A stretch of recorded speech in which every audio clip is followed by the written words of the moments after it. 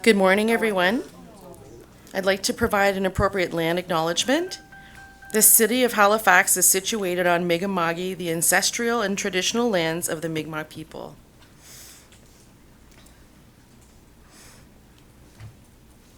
This action-packed session features rural communities from across the country who have successfully addressed unsheltered homelessness in their local area, oftentimes underserviced and without housing stock. They each thought outside the box and developed creative solutions to provide emergency shelters to the most vulnerable members of their communities. Come learn and be inspired.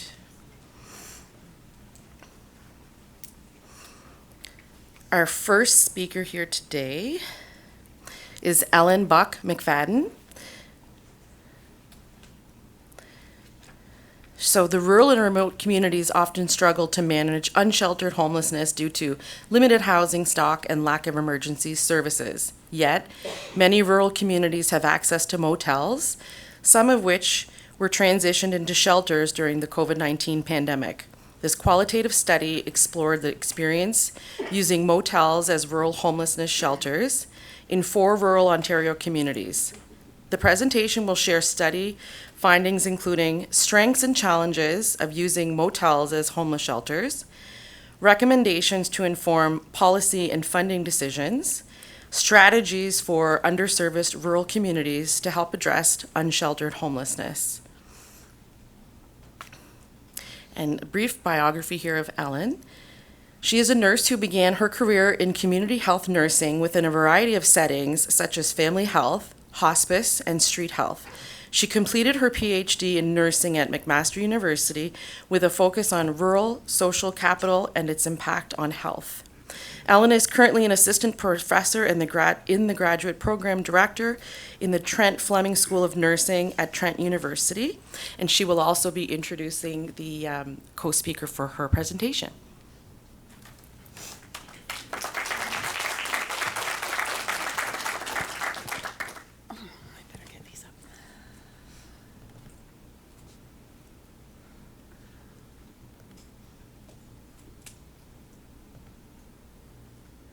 Okay, thank you, everyone.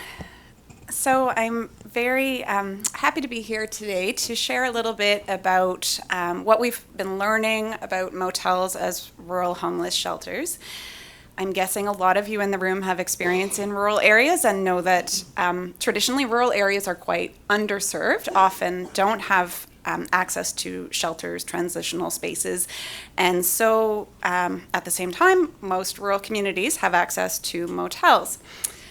So we sort of embarked on this study. Mainly, we started collecting data this past summer, but it's still ongoing. So we're trying to speak with people who have either administered or sort of, the service providers who've been running these motel programs, but also some people with lived experience who've stayed in the motels. And we set out to, I noticed in the overview, we said 4 communities, but in fact, we've looked at 5 rural counties, very large counties, often with multiple small communities within them, of course. And this has been primarily in southern and southwestern Ontario, with one large region in the north, in northern Ontario. And so we were sort of asking people, what are the strengths and challenges of using motels as homeless shelters? As we mentioned in that kind of overview, COVID funding made this possible. And so most of the models that we're looking at, the funding came from the government through to the county or municipality who sort of administered those funds. Sometimes the service providers were in-house, and other times the municipality or county contracted out to a nonprofit organization to kind of operate the motels on their behalf.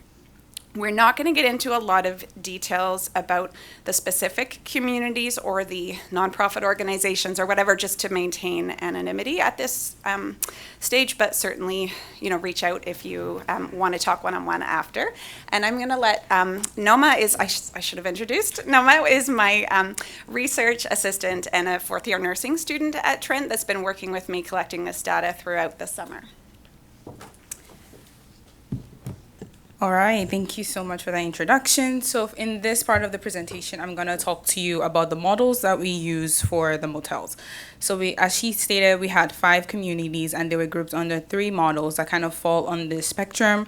But, a brief disclaimer, these models are not very distinct and they can quite interact with each other given the kind of communities we had. All right, so the models were grouped based on the structure, the services provided, and the kind of housing used for the motels. Okay, so the first model we have is the emergency/transitional housing, which was used by one community. So this kind of model was mainly for short-term stays for people who just became homeless and was given on a need-to-need basis. The staff visited the users per room. So for example, as you can see there, we have multiple locations. So if there is an empty room in one location, they put someone there. If there's an empty room in another, they put another person there based on need-to-need basis, given that's why they had no additional security. And as Ellen stated, the workers were sometimes contracted out to come visit the staff on a daily basis to start planning for housing. The second model we have is the transitional housing, which was used by 2 communities. So this model had staff on site, which either consisted of 1 staff and 1 security, or 2 staff, depending on the community. They had the entire motel to themselves, so they didn't have any paying guests there. So think of it's an entire place emptied for the clients using the motel, and then the owners were involved in cleaning and maintenance services. So they provided cleaning and maintenance of any damaged facilities in the motel. Now, for the layout, think of a typical motel that we would ever come across. You know, you can enter your rooms from your parking lot. So that's the layout of this motel. All the clients could enter their rooms individually and didn't have to go through a central point. And I feel like this is very important in terms of the experiences the community had with the motel and as Ellen is going to state later, the challenges they also had as well. Next, we have the transitional/supportive housing, which was used by 2 communities. So this model had staff and services on site by staff, 1 security or 1 staff, depending on the community, or 2 staff, as stated earlier. And then for the services, this model was very unique because it had primary care coming to the facility, and it also had mental care services. But some other complementary services that were offered by some of the other communities were MAP services, sexual assault services, and food care on a need-to-need basis. They also had the entire motel to themselves, but for 1 community, the owner was not involved at all. They only listed out and they took care of everything, while for another community, the owner was still involved in cleaning and maintenance services. So for layout, think of a typical motel that we might all be staying in right now. It has 1 entrance. You enter from the reception, then you head up to your room, and this was very vital in terms of how the client interacted with the service providers on a day-to-day basis. Next, I'm going to look at the common elements of each of these motels. So the first part we have is rules, which the first rule was a no guest policy. And by no guest policy, the clients were not permitted to have any other person in the room apart from themselves. So it was only the client that was permitted in the rooms, no party, no noise, very typical rules. Then we have stay out of each other's room, and a no substance use, which was variable. And by variable, I mean some communities had a no substance use policy. So no substances are allowed on all circumstances, and if found, you'll be exited from the premises. Then we have some communities who acknowledge that clients will use substances, but often encourage them to not use it alone. Because if you're in your room alone, there's no cameras in said rooms for us to know if something goes wrong. And then for 1 model would frisk down the clients at entrance. So think of the hotel style model. Frisk down the client on entrance and confiscate any substances found, and take that and give it back to the client when they leave the premises. So they can only use it outside of the premises and not inside of the premises. Then another one we have is room checks, which as well was variable. They will either check on the client on entry into the motel, which was if it had a hotel style layout, or they do door by door, which had the motel style layout with individual room entrances, and they check either before cleaning or before maintenance services. The units often include typical things like a television, a mini fridge, a microwave, a kettle, coffee maker, and hot plates, in some motels. Food were distributed, hot food, which was not in all communities, and groceries were distributed on a need-to-need basis. The location is often on the outskirts of the community, which was very hard to access services for the clients and was often a less desirable location.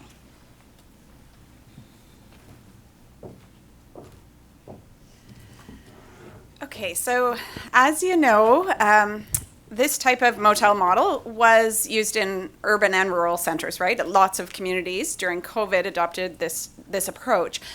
But there are certain aspects of running a program like this in a rural area that are quite unique. And again, most of you are probably very well aware of the limited services that we have in rural communities.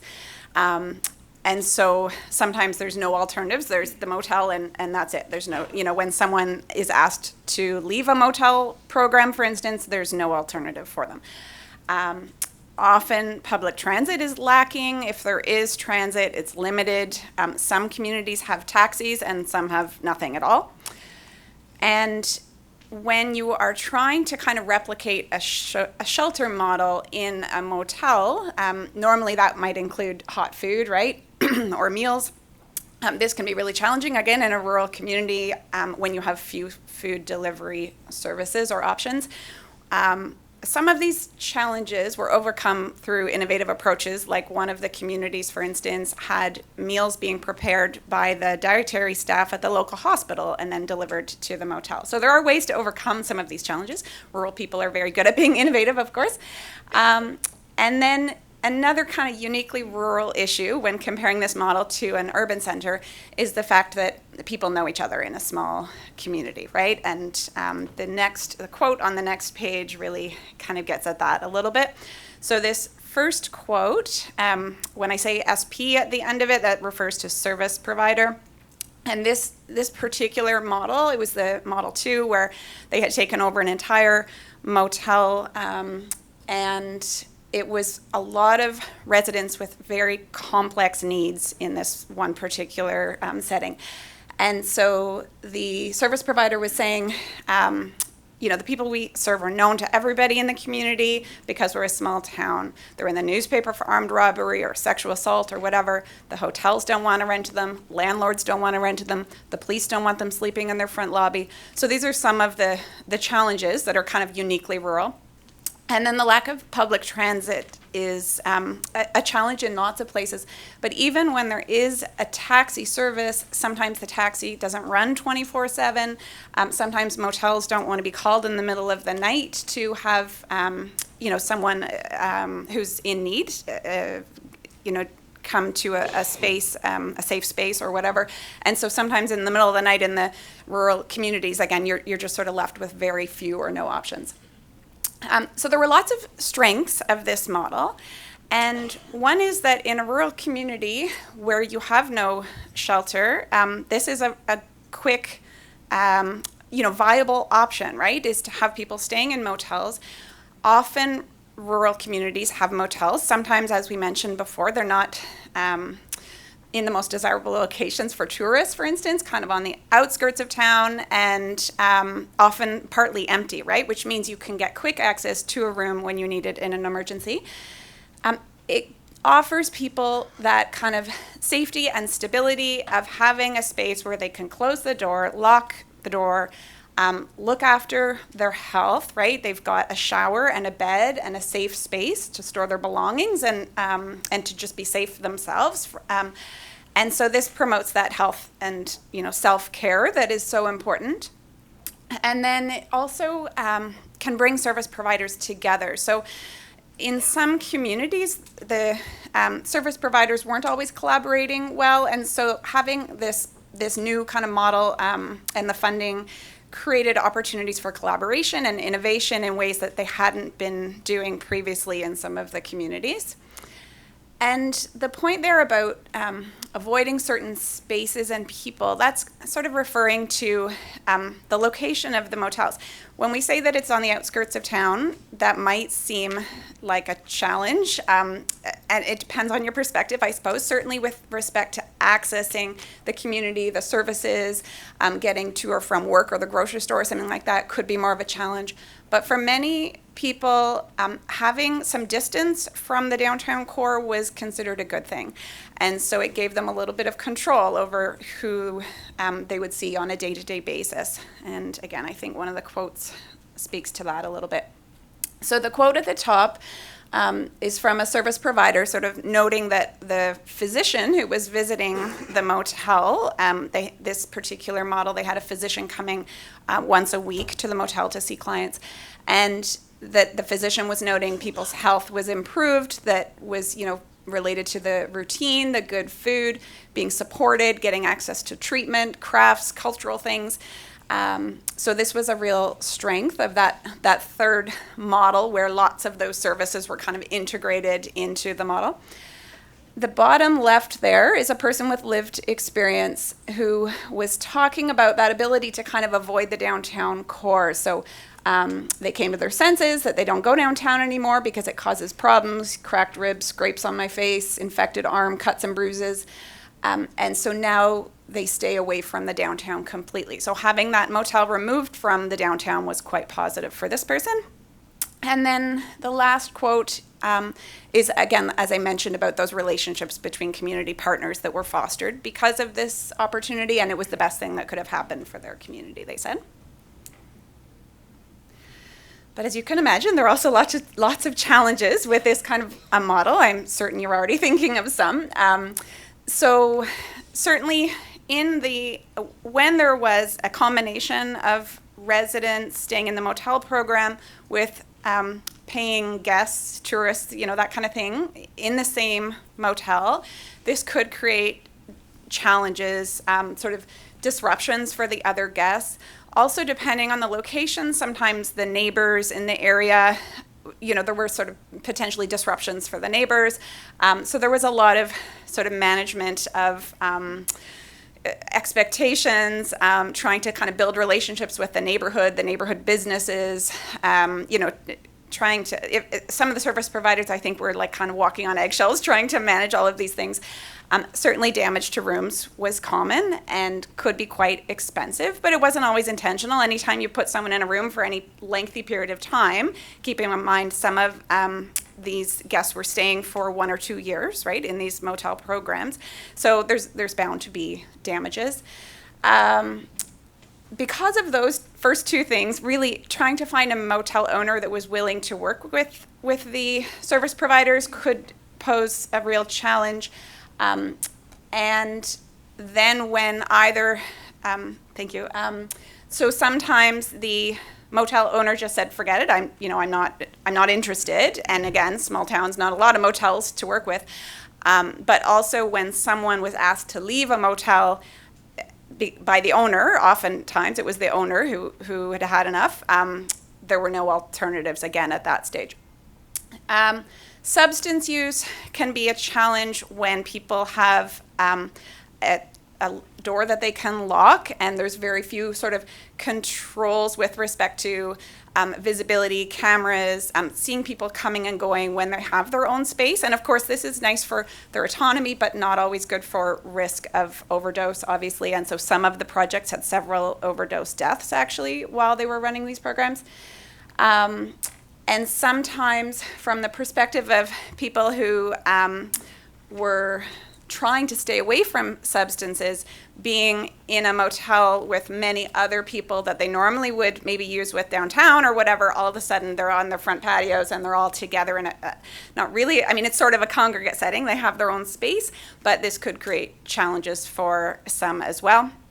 And this next quote, the bottom one here gets at that. So this is a person with lived experience who stayed in one of those, the motel, with each having their own separate entrance. And there was, in the beginning, it was sort of a bit of a party atmosphere.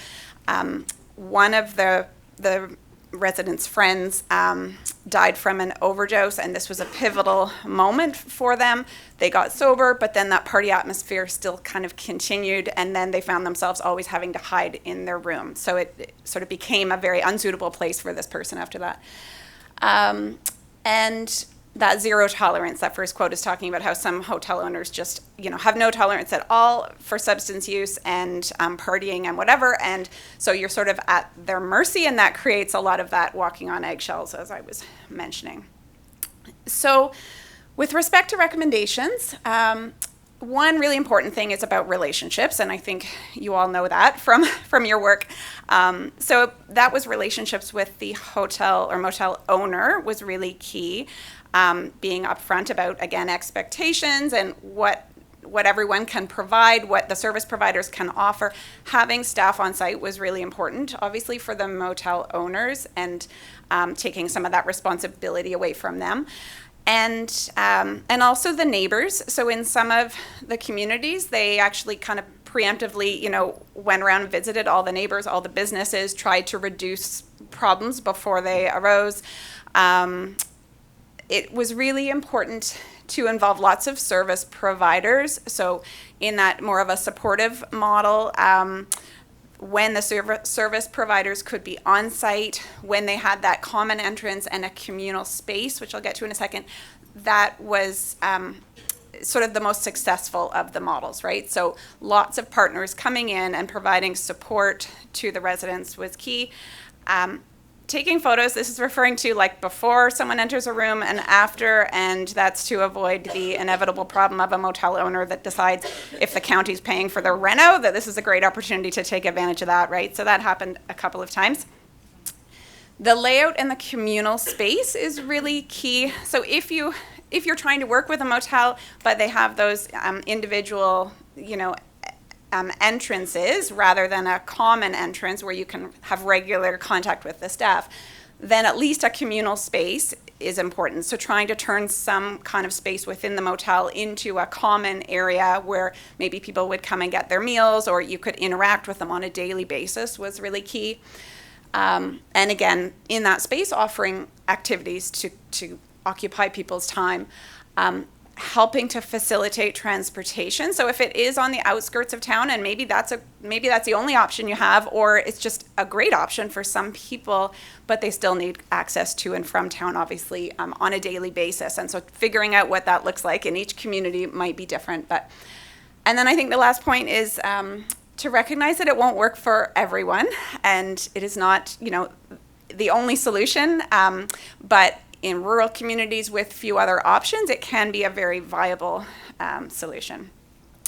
So please reach out if you have any questions, and we'll do a Q&A at the end. Thanks.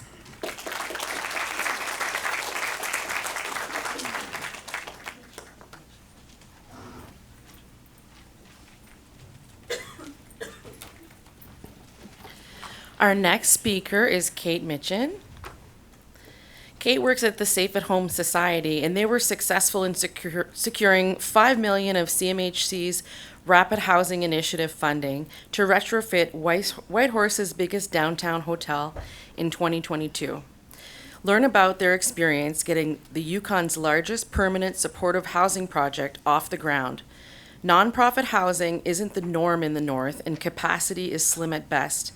In 20 minutes, the participants will learn tips on how to leverage partnerships and funding, how to maximize impact and resources, and hear from lived experience on the impact of our temporary housing project. Hi, everyone. I don't know what's more nerve-wracking, like people I don't know or all of my colleagues are in the room. Let's try and find my presentation here. Oh, it's okay. I don't even know where the mouse is. Yeah.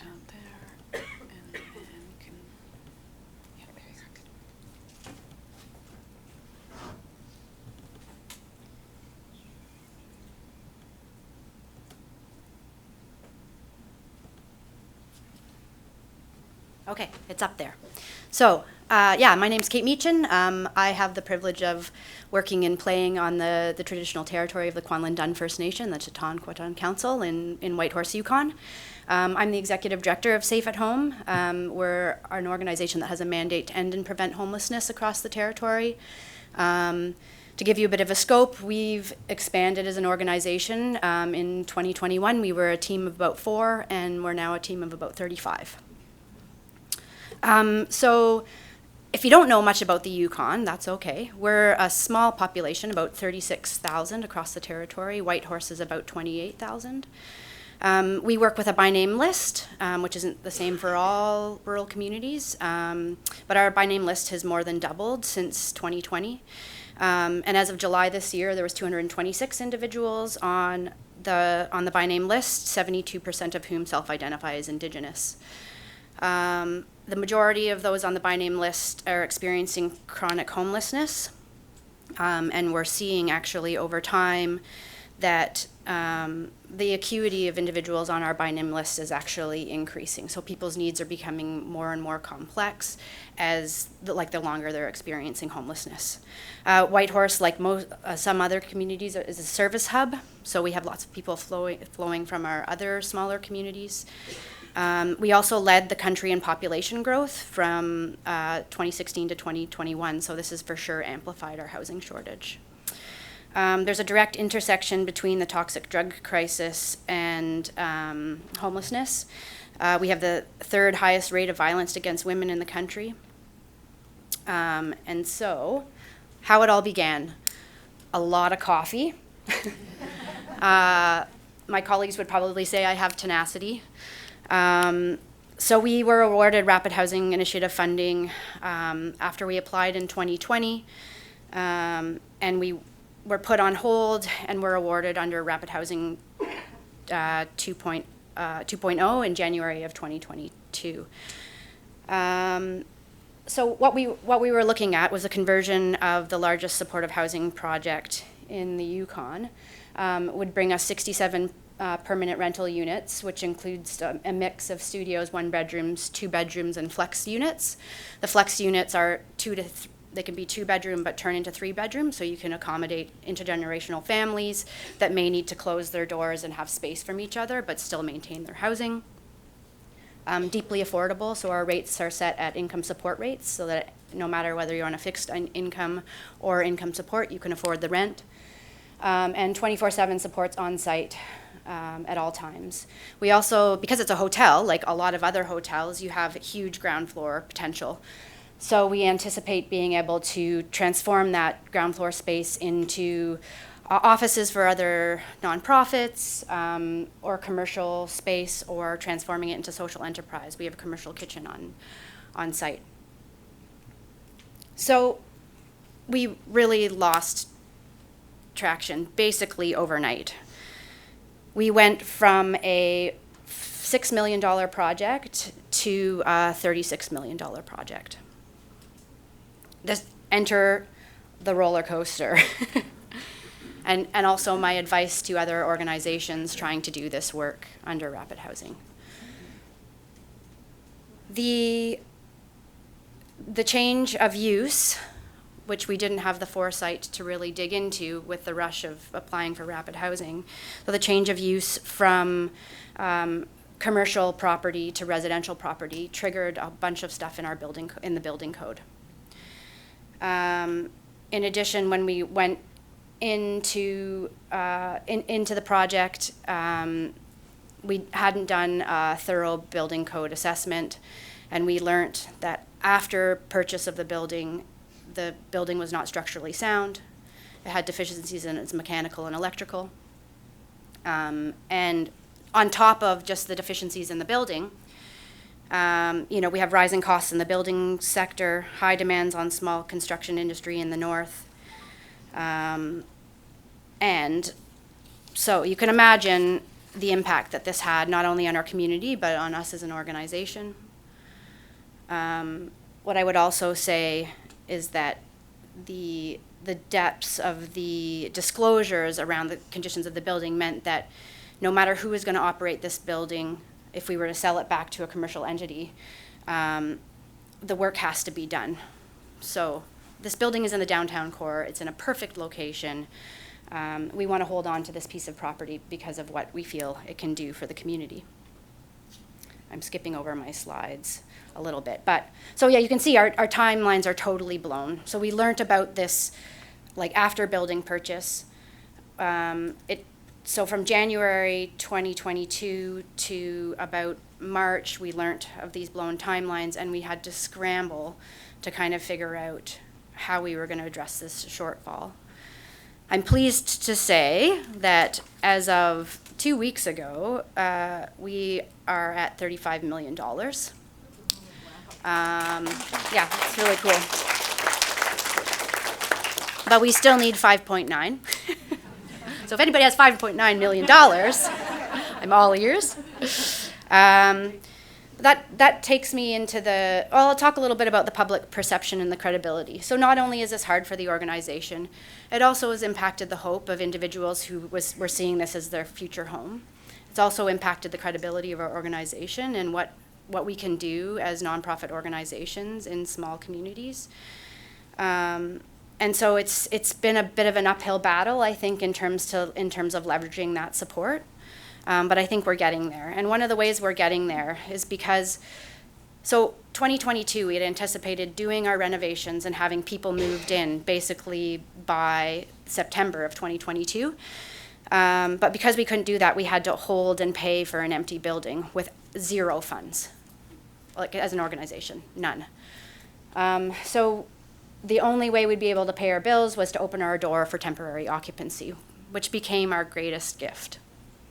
So in about September, October of 2022, we started to explore with our city what it would look like to achieve a temporary occupancy permit, which included like a ton of inspections, securing operating funding from the Department of Health and Social Services, and having a fully trained and hired staff team. So we scaled up in 7 weeks and opened our doors in the end of January 2023. So our temporary housing project, we match our tenants by the by name list. Their move-in process involves signing an expectation agreement, so we don't fall under the Residential Tenancy Act because our occupancy permit is zoned as an emergency shelter. Our income support relationships are crucial, so really upfront, like working with our income support providers, which include from our local First Nations, from federal through Crown Indigenous Relations, Northern Affairs Canada, and also through Health and Social Services. Support isn't a condition of people's tenancy. They're welcome to move in and be in that space without accessing supports. We just happen to be on site if tenants need us. This has included anything from suicide intervention, some like really lay counseling or brief counseling. We've prevented 6 overdose deaths. We offer harm reduction supplies on site, and move-in, move-out support when people need them, systems navigation, hygiene supplies, connections, and a lot of fun, which is the deeply rewarding part of the work. And eviction prevention at every turn. Is this where I want to show the video? Not quite. So as I mentioned, 24/7 staff on site. We have a team lead and a tenant support worker on at all times. And then we have a dedicated manager of client support, and that manager is really just responsible for getting to know all of the tenants and figuring out how to support them to move through their housing continuum or stay with us. It all has a trauma-informed lens and obviously a harm reduction lens. We do 10-hour shifts, not 12-hour shifts. That provides really awesome overlap. So at any given time, our staff aren't like running out the door and handing over the keys after a 12-hour tiring shift. They actually get to sit with each other for about 2 hours. That gives the outgoing team time to do any notes, and incoming team to kind of like check in and learn about where everybody is and how everyone's doing. We use Sling, which is an app to support all of our scheduling and logistical team communication, which has been really, really helpful. Staff receive weekly and bi-weekly supervision, and always an open door policy when anybody needs to check in, and access to ongoing training. So I'm going to try and show you a bit of a video, if I can find the mouse. There it is. Oop. Where is it? Maybe I can do it this way. I don't know where the mouse is.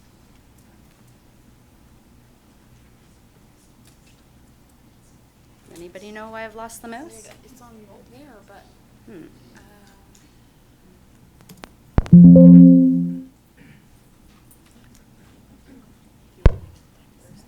Maybe. Is there a mouse? There's no, if you keep scrolling across, maybe it's serving as a double. oh. I can see this. Where am I going? You want to go? Maybe where do you need to go to the next? Sorry, everybody. Yeah, that's the problem. It's not coming up on her screen. It's not on the screen. Keep going. Oh, there it is. I saw it. Oh my gosh, it is like a mouse.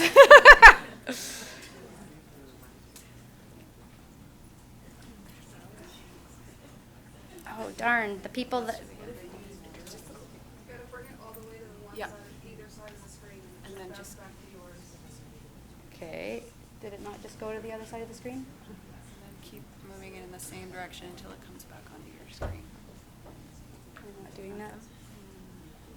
No. Okay, we'll just call that what it is then. Sorry, everybody. Oh, there it is. Because this is a really fun video.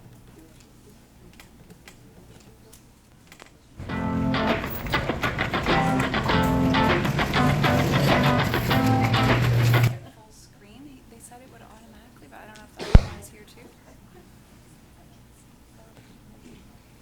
Nope.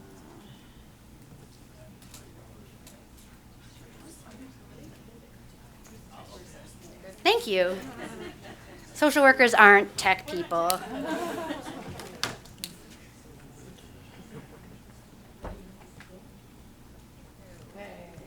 Okay, sorry everyone.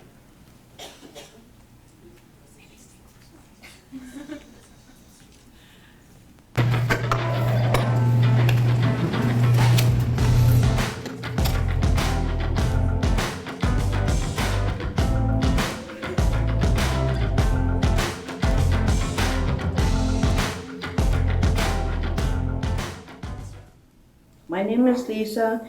I am Kwalindon First Nation. I've been here going on 10 months. What I like about this place, it's nice and comfy. I know everybody that stays here, which makes it more comfortable. And most of them are my family from Kwalindon too. And becoming winter time, and I'm kind of waiting for a house up at Kwalindon. They got tiny houses, and I've been homeless going on 10 years. Hi, my name's Keith. I live here at Safe and Home, Whitehorse, Yukon. I've been here since January 10th, and it's now the end of October. I find the place really comfortable. The staff is really good. They help out as best they can, and people like myself do the same. Everybody works together. Everybody comes through, right? Been homeless for several years. I have a dog, and it's hard to find a place to live. I'm not getting rid of my dog. So I'm really appreciated what happened for this last 9.5 months. Living here at Safe and Home, being able to have my dog. Everything's just a plus. Hello, my name is Richard McGinty. I am very grateful for Safe at Home. They have allowed me to have my dog, and they've been very respectful to a lot of people that are, homeless. And for the most part, I just want to say, I love this group, and I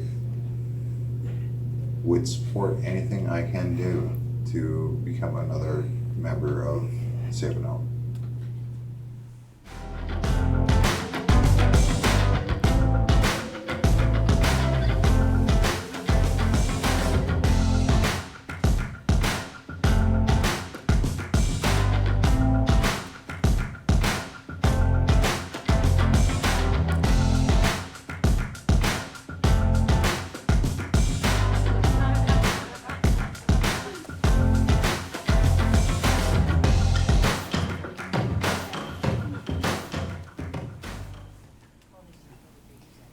So the mandatory beige uniforms is actually like we just all showed up to work one day wearing beige, which speaks to like how important it is for you to have fun as a staff team and keep coming back to humor wherever you can. I have a feeling I'm not going to be able to put up my slide deck again, and I've only got a few minutes, but I'm happy. I think slides will be shared. So, I'm not going to get too much into the programming that we offer on site. It's very similar to what a lot of other organizations are offering. I will say that naloxone Narcan training has been part of our programming, and we offer naloxone Narcan training like once a month for everybody. And actually, our overdose prevention, death preventions have been by peers on site, which is really, really incredible. And they really feel like they're part of the community and giving. As like everywhere else, our anticipated challenges were around our guest management, intimate partner violence, bed bug mitigation, smoking in units, and the rehousing options are virtually non-existent. I can say that we've had 0 evictions to date. We provide a safe room. So we consciously decided as an organization to maintain one room where our partners, where there is a significant amount of violence in that relationship, but the reality is they're going to keep coming back together. They can decide to separate when they need that space to each other from each other, and then come back together, and they don't end up losing their housing because of that violence.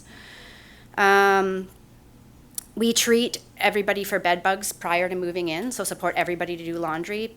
Our one sort of restriction is that we really ask people not to bring in their own furniture, and we have a bed bug oven on site to address anything, and we might be the only gig in town without bed bugs right now, knock on wood. Smoking in units happens. We ask people to open their windows, and we have quit path supports on site to provide individuals like techniques. So if they do feel like they need to smoke, maybe they can just have some nicotine gum as opposed to smoking in their room if they're not feeling like going outside. And out of this, we've had 7 move-ins into permanent housing, which is incredible. My key takeaways, which is probably why you're all here. If you are an organization that's applying for rapid housing or trying to do this work, like really, and looking at an older building, really, really make sure you know what you're getting into. At the time, I had no reason not to trust the advice that I had. But the reality is there's people in the world who really just want to make money and make something happen, and it's politically convenient.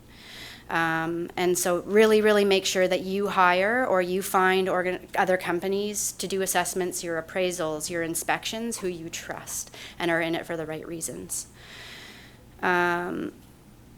Overturn rocks in these old buildings until you understand what you're getting into. Hire a project manager. It's going to cost you money as an organization, but it's worth it. An owner-represented project manager who understands where you're coming from and will protect your interests in your negotiations with construction companies and architects, really important. Maintain meaningful relationships with your funders. So I believe firmly that the only reason that I've been able to go from $6 million to $35 million is because I have really solid relationships with my funders. I call them all the time just to let them know how I'm doing in my other fundraising and to make sure that I'm on track with my reporting and to see, hey, have you heard about any other magic funds that maybe you can just share the information that I've submitted to you so we can make this like a seamless thing so I don't have to rewrite proposals over and over and over again. Transparency with your community is paramount. I've never tried to lie about what the reality of what's happening for Safe at Home or for the building. That's where you gain your credibility, is by being honest. And if people are going to say this is a waste of my taxpayers' dollars, I can say this is what your taxpayer dollars are doing, and will continue to do. Take every opportunity to talk about the project. I'm infinitely exhausted by every time I just go to the grocery store and someone stops me and want to know how it's going, or I get like laser beams of glares shooting out at me because I'm doing the wrong thing. But really, that's my opportunity to like change someone's opinion or leverage a new funding partner or the support of a neighbor. My last point, make lemonade out of lemons. So the greatest opportunity has been able to like pilot this project in this space and also be a part of a solution for people right now.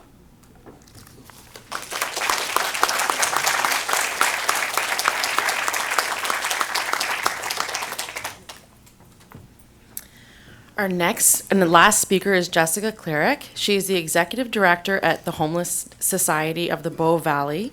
Living in the Bow Valley, Jessica recognized a need for support for community members experiencing housing insecurity and homelessness. Good luck with the PowerPoint.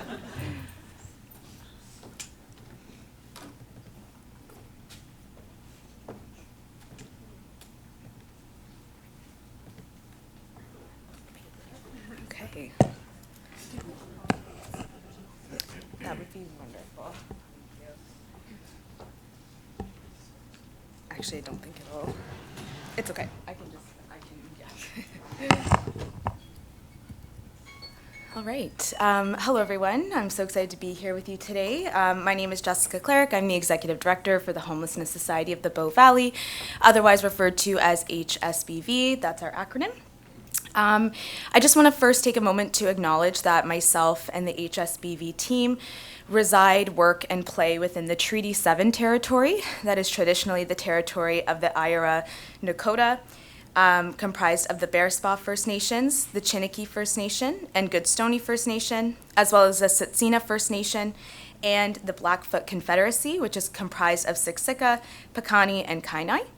And I'm also honored to be here with all of you today on the traditional lands of the Mi'kmaq peoples. So to hop on in, who is the Homelessness Society of the Bow Valley? We're a local community-based nonprofit organization that's comprised of 29 volunteers and staff. We're focused on supporting those who are unhoused or housing insecure within the Bow Valley through our two core programs, being our outreach program and our emergency winter shelter. So here are some of the faces that make up our team. At the top here, we have our 6 board of directors, and at the bottom are a couple of our awesome staff. And our team is really driven by a shared mission to support and advocate for folks who are in the Bow Valley without shelter. We're really focused on providing low barrier programs and at helping individuals access the local system of care. As an organization, we believe that housing is a basic right, that anyone who is housing insecure or unhoused in the Bow Valley should have access to safe accommodations and community-based wraparound supports, and we also believe in diversity, equity, and inclusion. So for those who are wondering, where is the Bow Valley? The Bow Valley is located is a rural area located in southern Alberta. We're about an hour west of Calgary, and we're comprised of several communities, including Lake Louise, Banff, Canmore, Minithne, Kananaskis, and Exshaw. Our population is diverse. We have approximately 27,000 residents. And being in the Bow Valley, we often experience really inclement weather, especially in the wintertime. We have extreme cold temperatures, heavy snowfalls, and hazardous conditions, as well as elevated risks around human to wildlife encounters. Now, in the Bow Valley, tourism is the heartbeat of the economy. In Banff National Park alone, we have 4 million visitors each year. But it's also recognized that the cost of living is significantly higher in the Bow Valley in comparison to other communities in Alberta.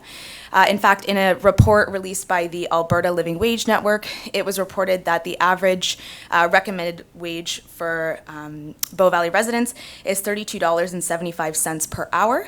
This is drastically different from the average wage associated with most positions at $20.75 per hour. And in the Bow Valley, we have a significant housing shortage and a really limited inventory of affordable housing. So prior to 2020, we had a pretty limited understanding or data around homelessness and housing insecurity in the Bow Valley. This changed prior to a 2020 Rural Housing and Service Needs Estimation Project, which was run by the Rural Development Network. From this project, there were voluntary survey respondents that indicated 56% had considered their housing unstable and felt at risk of losing their housing. And of those respondents, 61% were employed. This study was redone for a second time in 2023 in March. I just want to highlight a couple of findings, and I will mention this was done again by the Rural Development Network, the Town of Canmore, the YWCA Banff, and the local Homeless to Housing Coalition, which HSBV is a part of. From that voluntary survey respondents, it was determined that 3,999 residents who filled out the survey were experiencing housing insecurity, and of those folks, 90% were employed. And top reasons for housing insecurity: low wages, inability to afford rental payments, and increasing rental costs. So just a little bit of a look back as to where HSBV came from. So in 2020, following the data that was collected from the Service Estimation Project, and with rising concerns around homelessness in the Bow Valley, the local Homeless to Housing Coalition in town of Canmore came up with some solutions to support unhoused folks. This led to the launch of the REST Emergency MAT program. So that launched in February 2021 and was running for 42 days and was accessed by 17 individuals. So with a clear demonstration of need, the program reopened the following year. We received more generous funding at that time. We also launched an outreach program in that operating period. We saw an increase of 1,300% in the average number of folks accessing the emergency shelter. And in March 2022, HSBV became an official society, and so we took over the REST program. Now, this past operating season, we had a lot of generous funding from various partners. We were able to open our emergency winter shelter earlier than ever before and operate for the longest period to date. And we were also able to hire an executive director, myself, and a fund development coordinator to help with continued organizational growth and development.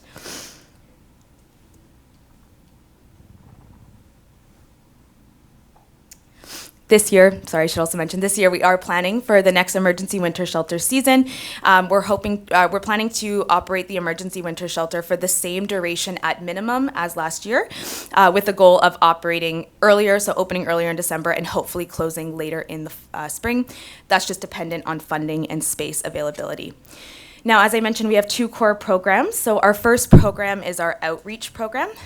So we have 3 outreach staff who monitor our phone and email. So folks in need of support can call or email our team, and they are able to support with system navigation, questions and inquiries, coming up with plans and solutions, and providing emergency supports like accommodations and transportation.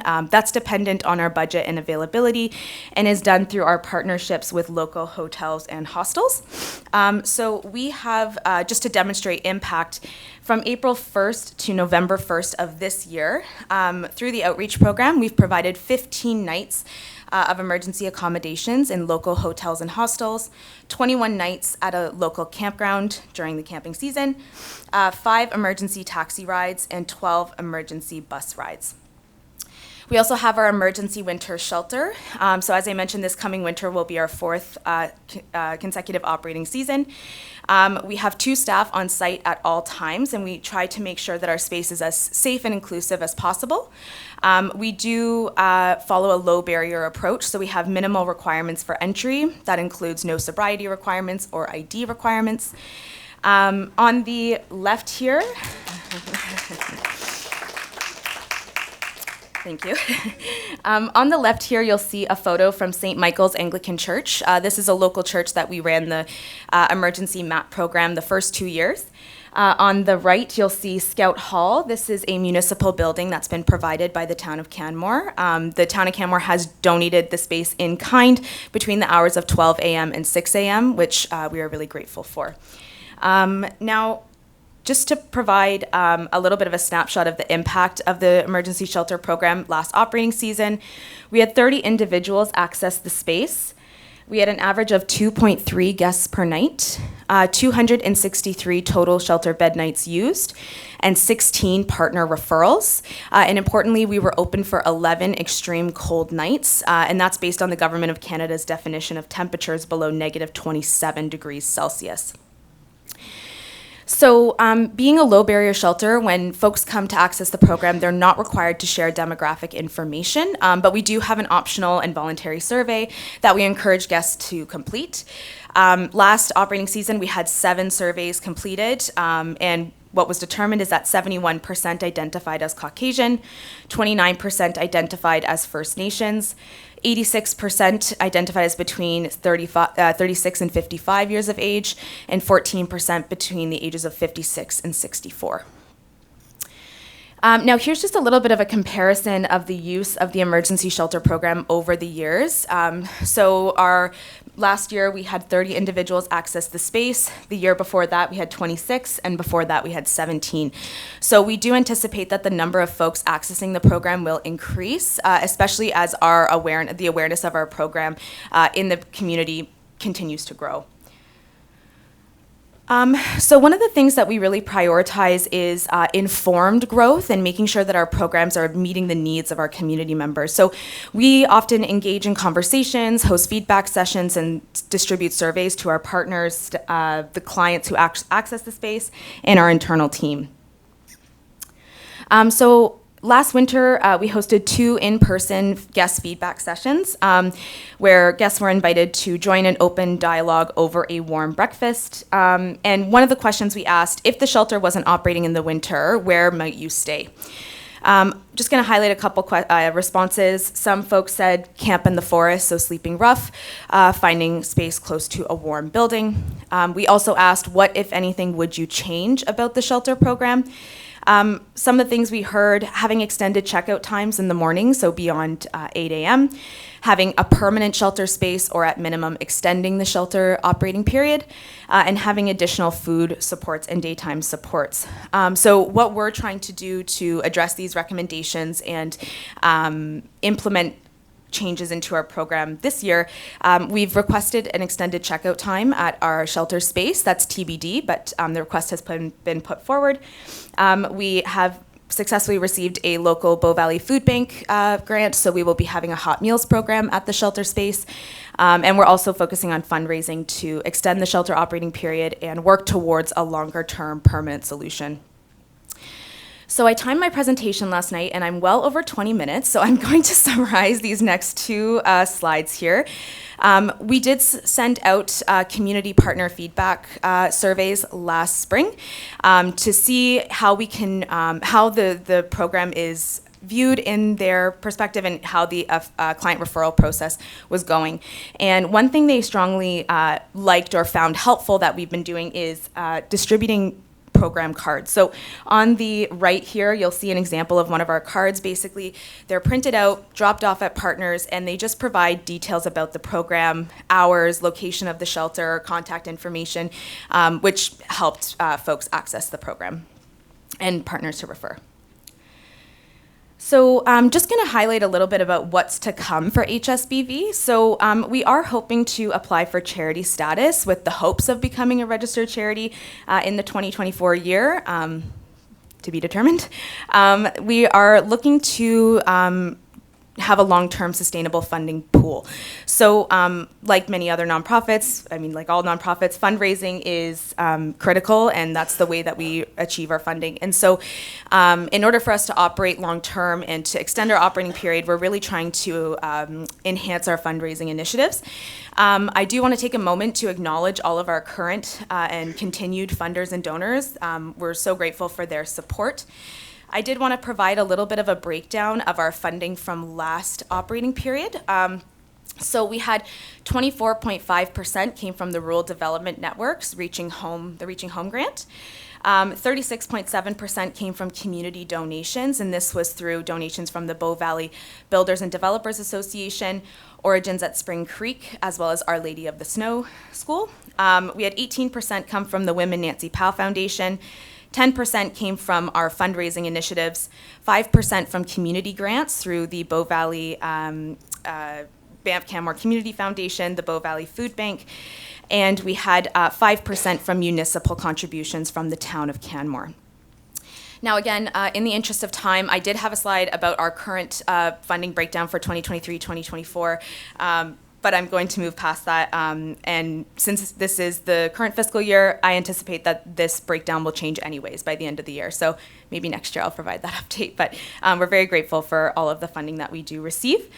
One thing I would like to note, we currently do not have provincial funding. As a rural community, our opportunities for provincial funding is very limited. We are in conversations at the provincial level to gain more support and also to really advocate the importance of providing rural communities with the funding in order to provide the supports to the unhoused folks in our communities and help them in their own home communities. We really do believe that providing the supports locally for folks that have a deep connection and have their sense of home in the Bow Valley is critical, rather than sending them to larger cities that have more resources. We're also looking for permanent shelter space, so something that we run into each year. Of course, we have limited resourcing for our funding, which restricts our shelter operating season. And we also don't own physical space. So each year we're finding ourselves in a position of having to find a space to run the shelter program. This can be inefficient, but also lead to confusion among our clients and our partners. You know, where is the shelter this year anyways? So we're looking at solutions to have a space that's open year round, especially given the inclement and dangerous wildlife encounters that can happen in the Bow Valley. One of the solutions that we're looking at potentially is a shelter pod model, which has been used in some rural communities in Alberta. Some of the benefits that we've learned in chatting with some of those communities, including Drayton Valley and Edson, there's a level of permanency, there's mobility of units in certain circumstances, reduced operating costs, and guest privacy. But of course, there's still some challenges that we've learned, such as funding and location. And while those sound similar to the challenges I just mentioned now in our current model, the idea of having permanency and a space that we can call our own and reduce staffing costs and operating costs is certainly attractive. So we'll continue to explore that solution as well as look at others. And the last piece I just wanted to mention is to enhance our advocacy and collaboration. So we work quite closely with different service providers, the YWCA Banff, FCSS offices, AHS, hospitals, RCMP, to create a local system of care that's more cohesive. And we work quite closely with the YWCA Banff around high-level advocacy work around support for rural communities, but also around program delivery and service to make sure that there's efficiencies in the services. So just going to share some key learnings that we've learned along the way in our journey of the last 3 years. One of the things that's been really important is the power of community and connection. So as I mentioned, last operating season, over 50% of our emergency shelter guests were directly referred by our service provider and providers and partners in the community. So establishing those connections and establishing a shared sense of value and goals is really critical. Awareness and compassion. So we're well aware that there is a lack of understanding of homelessness in a rural context and also in a high tourism context. So we really try to increase our engagement with the community. We often go into schools, retirement communities, our partners' offices to share presentations about our organization and what homelessness in the Bow Valley looks like. And we also do go to local events and have an information booth in order to share information with some folks that we may not otherwise interact with on a daily basis. So to summarize, I just wanted to highlight a few things that we've found to be really important. First is understanding local context, so understanding housing insecurity and homelessness within your local community. You know, in the Bow Valley, we have a very transient nature and a really wide spectrum of housing insecurity, so understanding that local context to tailor programs has been critical. Building connections and relationships with other service providers has been very helpful for us and has really led to our success and continued growth. Seeking feedback from clients with lived experience and our partners and internal team has also been really important for us to adapt our program and grow in a way that is actually helpful for the clients that we're serving. And expanding our team. So we've had a lot of team growth, both from a volunteer and staff perspective. And that has been really critical in order for us to keep up with the growing momentum that we've seen and continue our growth. So with that, I will bring my presentation to a close. Thank you very much for your time. If you'd like to follow us on our journey, here's our social media and a QR code to our website. And as well, here is my email if you would like to reach out or ask any questions. Happy to chat further. Thank you.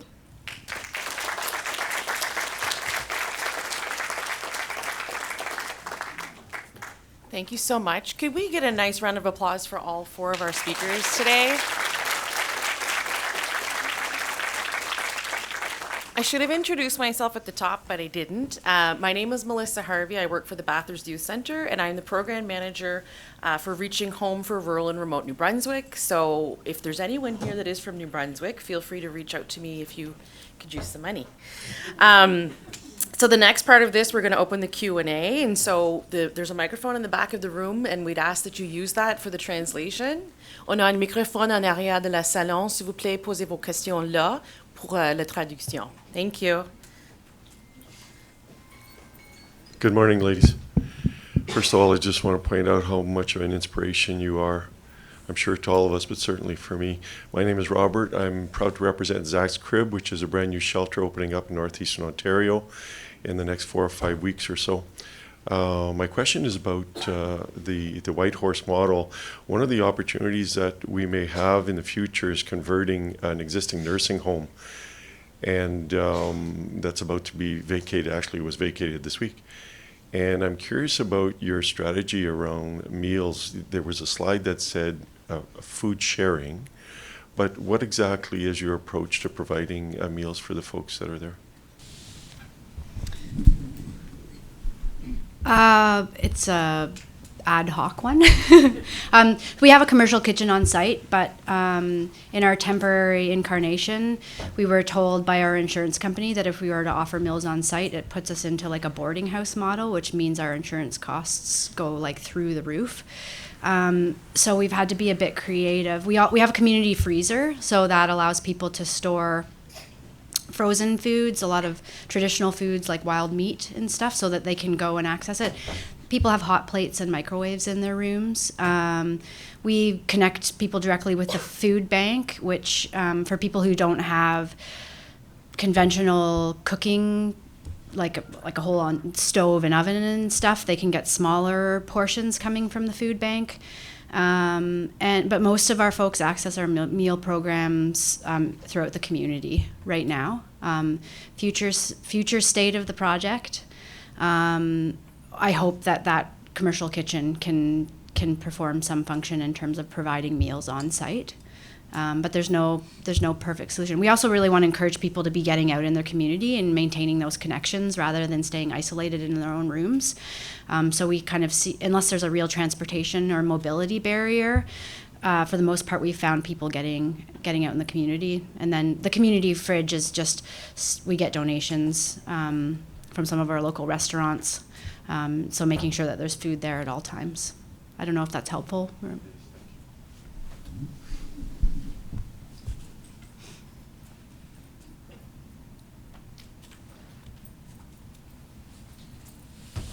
Do we have any more questions or comments that you'd like to share?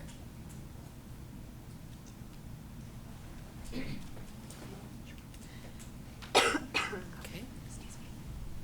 Here we go. Hi, everyone. My name is Sydney. I'm with the Rural Development Network.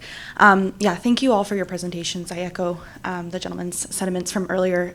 Really inspiring work going on. And I think it's amazing to see this room so filled as well for rural and remote representation, so that's awesome.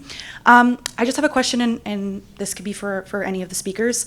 I'm just curious. I know we work with a lot of municipalities and communities, and one of the biggest, I guess, barriers or hurdles that they have to face when looking at developing various types of emergency shelter programs is garnering that community support, that municipal support. I'm just wondering if you could, share a little bit about your experience with getting community support and folks wanting to support your projects. Thanks. Okay, so based on one of the communities that we interviewed, I found that what really helps is being very open, and this was recorded in another conference I had attended to. You will face challenges, let's be very honest with ourselves. A lot of communities have the not in my backyard kind of mindset, and we have to be very open that that's gonna happen regardless of how nice you might be or how clean you keep the place. They would still not want it. So I feel like acknowledge the negative, but at the same time be very positive and open and transparent tell them what's going on. If they ask for anything, answer the calls. Because I had a community that at first they wanted to close down the place, but then they were very open about it, very transparent. Once the community asks for something, like for example, there's drink cans at the bus stop, they go pick it up immediately and be like, oh, we picked up the drink cans, is that okay now? Do you need any other assistance? Same thing, oh, I don't want them crowded in my backyard. Oh, we told them to leave now, is that okay? Like, help your community do everything they ask you to do. Not necessarily, don't leave your location. That's what they'll ask you to do, but please don't do that. But if they like say have a complaint, try to address it, and over time they will be more open to you being there. And also education too. I feel like a lot of the community don't understand the impact of what's going on, or don't understand the reason behind what you're doing. So educate your community, be open to the negative, and have faith for the positive. That's what I'll say. Yeah. Convert them to volunteers. Yes. Yes. Yes. I have, oh my goodness, I understand. And come on in And they will help. They will help if given the opportunity. So be open to everything. I know for some another community they did donate for Christmases and Thanksgiving, which they didn't do in the beginning, but now they're very involved and they're always asking for updates, like how is the residents doing? Are they doing good? Do they need any stockings? I can knit them stock, like things like that. So just be very open. The community can do wonderful things if you're open to it. Okay, everybody? All right, thank you. Yeah, I'll just echo that as well. I think for our context, it's we have the town of Canmore has been very supportive and was one of the initial partners to pilot the the MAP program, the REST program, before HSBV took over.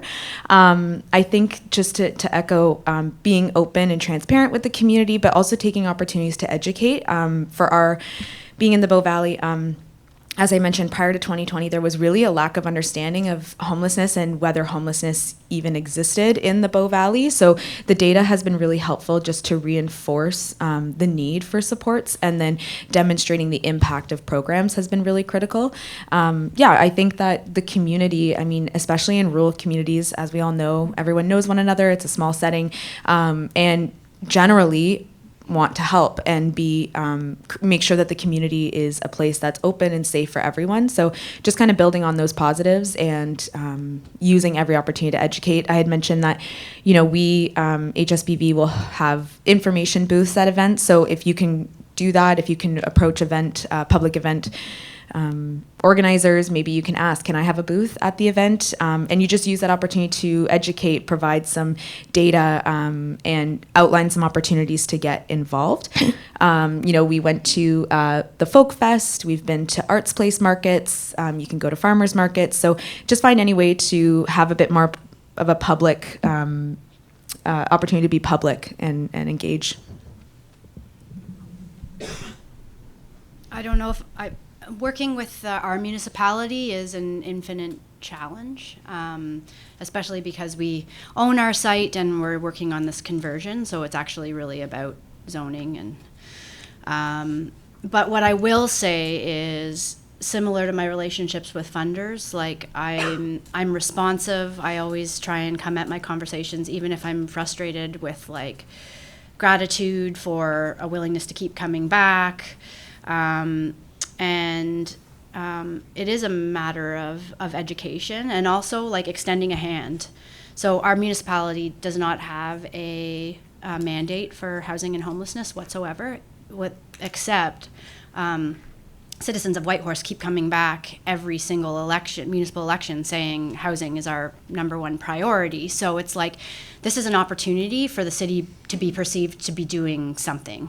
Like, I'm here to help you achieve what is a priority, even if that's not really my motivation, because that's like, it's like, here it is on a silver platter. You just have to invest. You just have to be a little bit flexible or be willing to take that leap of faith. And I can tell you, it doesn't always work, but the times it does, that's your opportunity to remind them and thank them the next time you go to keep pushing the rock up the hill.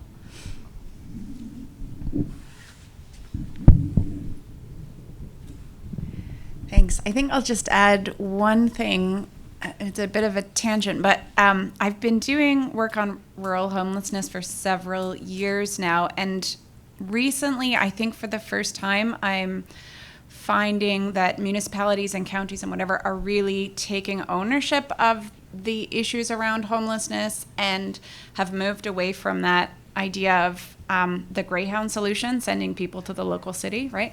So I think this is really promising, and I'm seeing in Ontario that those rural municipalities, they're sort of they're taking on a lot of the work, like the local service managers, the counselors, the whatever, are taking on some of that role of trying to do the education as well. So it's not just being left to kind of the nonprofits and the, this patchwork.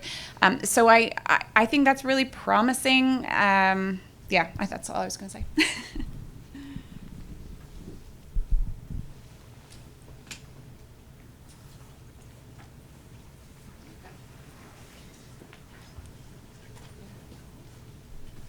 Oh, hi there. So my name is Chad. I'm from City of Miramichi in New Brunswick.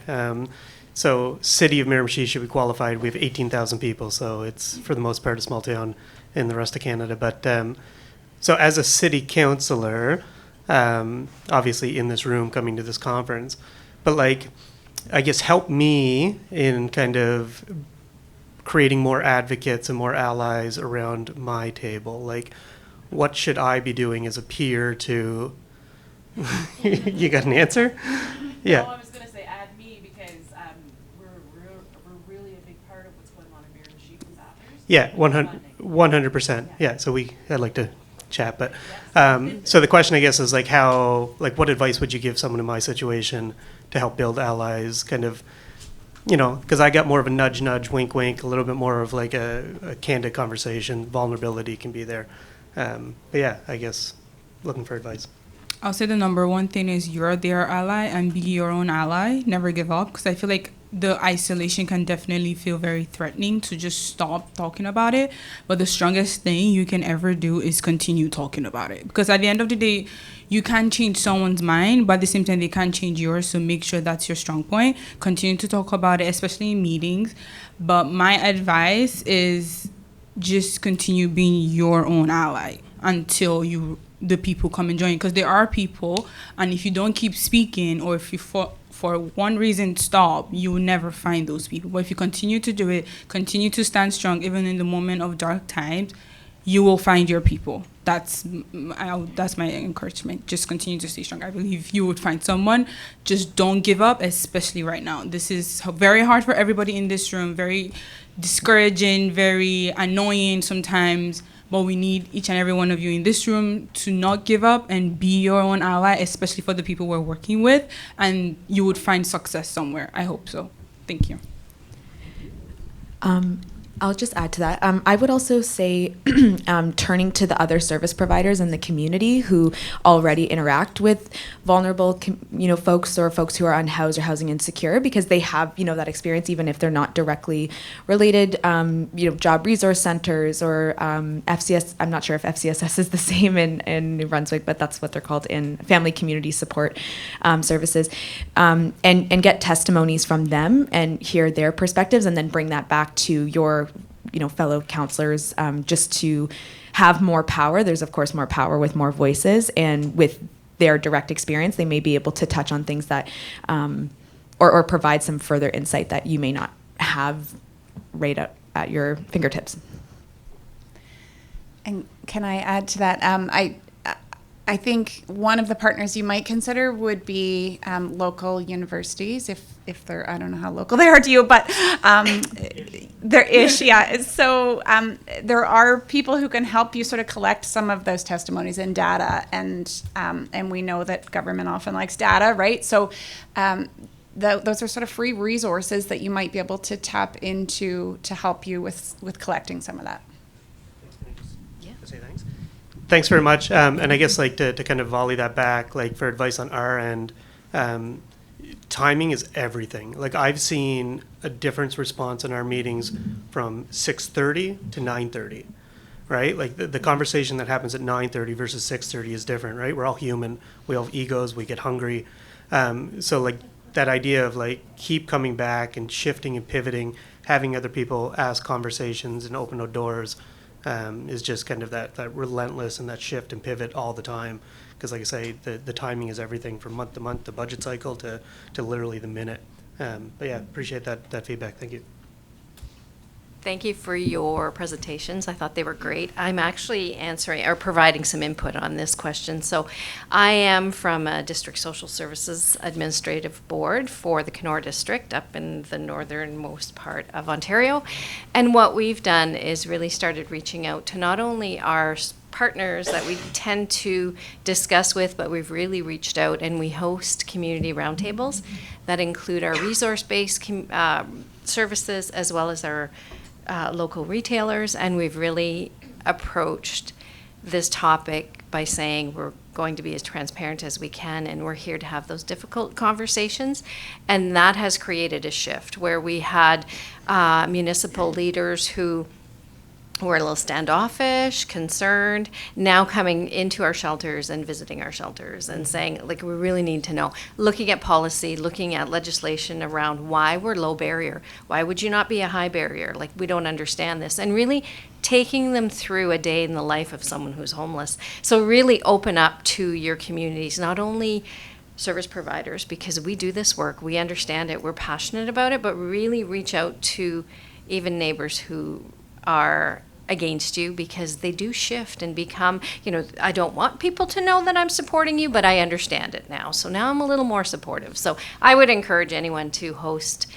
Town hall meetings are tough. I've done way too many of them. I've been yelled at way too many times, but roundtables are a little bit of a safer space. So I highly recommend them. That was going to be my feedback, is like make those linkages, invite community services or your organizations to a council and senior management. I don't know what they're called in your community, but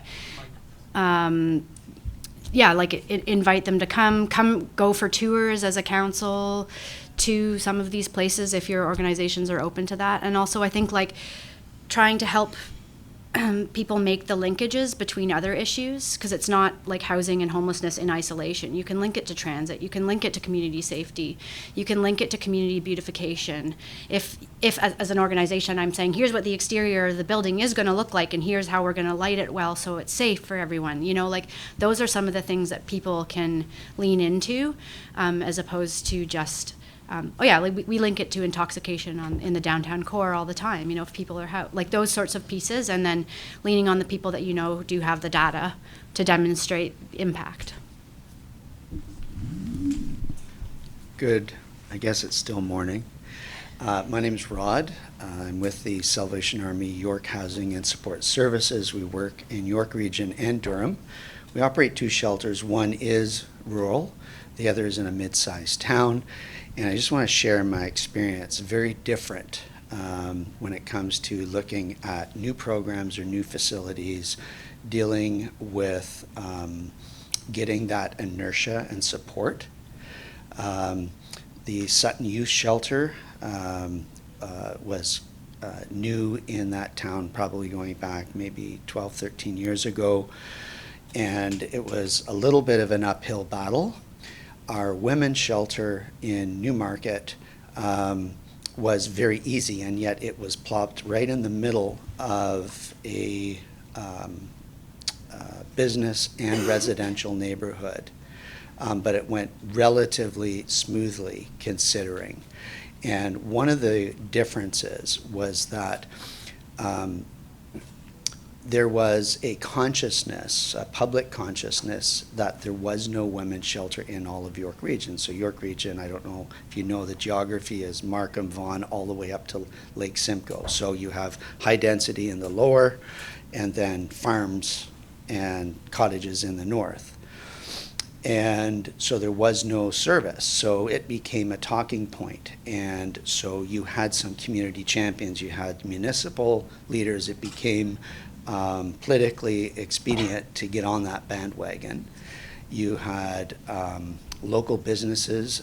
Belinda Stronach got involved and created a foundation that helped raise money. So you had a brand that really made it cool for other businesses, other people to be involved in this. that was the game changer when you have an alignment. The property that the shelter, it was donated by the Quakers. So they had this property that, so you had a foundation, a huge community groundswell, and that really helps drown out some of the negative community feedback.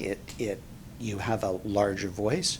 So if you have businesses, you have other prominent companies even in your rural thing, it's getting your message out that there's a need for it, that homeless in rural areas aren't seen, and creating that public understanding that there really is a need, and getting some allies that will help really boost that message and create alignment. So there was a lot of public consultation as well, but you know, that's my advice, just having gone through that as opposed to a different situation. It was more of an uphill battle, but hopefully some of you will find that helpful. Thank you.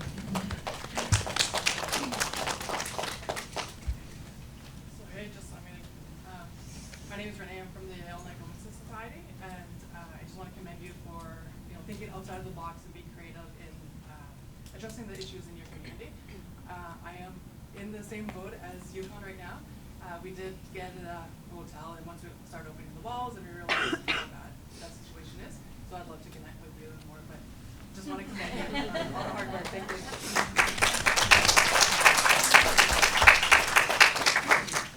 You've all heard the story, give a mouse a cookie. This is give a priest a microphone, and it may not be a good thing. Just 5 minutes? I cut it to 3. Chad, Social Development, Department of Health, Department of Justice, and EMO have all come to the table in the last month. Hit them quick. I am with the Anglican Diocese of Fredericton, and as a priest in the diocese, I act as the missioner for the Upper St. John River Valley. And I'm fortunate enough to work with my good friend Warren Maddox at the shelters in Fredericton.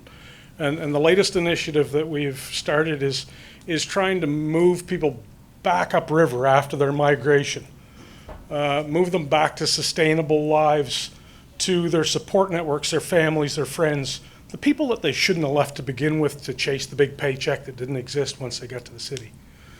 2 minimum wage jobs in a household will go a lot farther in Perth and over New Brunswick than they will in St. John or Fredericton. So, we still live in an area where $750, $800 a month will put a roof over your head and groceries in the fridge. So that's our initiative, is to move people back out of the cities, back to their rural communities, where they can still find work, still find housing. To date, we've moved 3 families. God is good. And when I wear the collar, I have to say that regardless of the secular position I'm in, stick to what you're true to, right? The other thing that we've done is I was very fortunate for the last 36 years. I worked in construction, bivocational. So I've traveled around Atlantic Canada building water and wastewater treatment facilities. And in doing that, one of the things that the industry has known for years is that every 6 years, every trucking company in the country will take their refrigeration units off the road. Done. They're retired.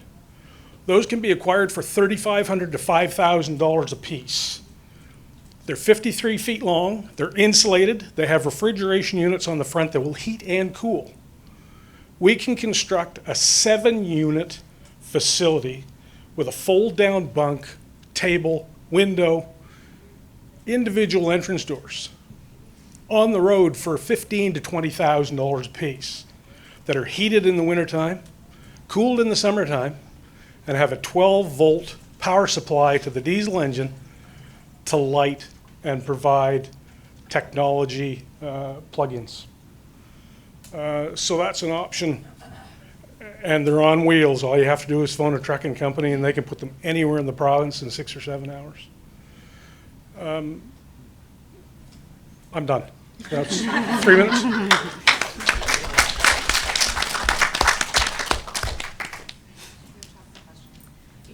It's too fast. Yeah. Oh, I can talk fast. And I'm loud. This will be the last question. Translation. Oh, okay. Sure. Well, I can do it in French. No, I'm kidding. Okay. I promise to be fast. I promise I was listening, but I might have missed it. So your funding initially came from COVID restart funds? Is that right? For the motels? Yes. Okay, so is there a continuation of fund? Because COVID restart funds have run out in a lot of places. So just Yeah. wondering what sort of sustainability looks like. Thank you. So it varies based on the different communities and counties. So some have actually stopped. They ran out of money and that was it. Several are ongoing. And to be honest, I mean, each one is a little bit different. So the community in the north, they were able to kind of get some partnership between the county and some other organizations to continue running a project without that COVID money. It's a bit hit and miss. Each community is slightly different. It's still being run through the ones that exist are still being run through the county, though, like the municipality or county are still administering those funds, but certainly the funds have gotten tighter. So I don't have a great answer. It kind of depends on the community. Yeah. But are those municipal funds coming from the municipality, or are they actually like administrated here from the province? It's usually part of those provincial funds still, but they may need to add to them from other places. Yeah. Thank you. Yeah, you're welcome.